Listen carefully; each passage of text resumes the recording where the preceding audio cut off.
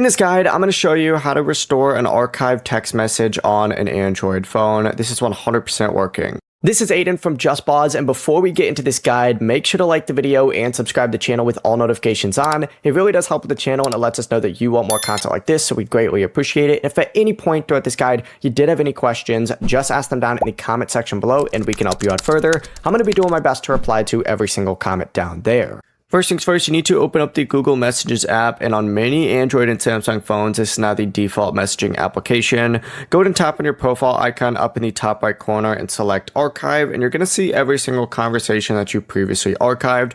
Go ahead and just press and hold on the message thread that you want to restore, and then tap on Archive at the top of the screen, and the conversation will then immediately return to your main messages inbox. The process is as simple as that. Let us know if you guys had any questions, we could help you out further, or if it's not working for you. Before you do leave, make sure to like the video and subscribe to the channel with all notifications on. It really does help with the channel, and it lets us know that you want more content like this. We'd greatly appreciate it. And if at any point throughout this guide you did have any questions, just ask them down in the comment section below, and we can help you out further. I'm going to be doing my best to reply to every single comment down there. Peace.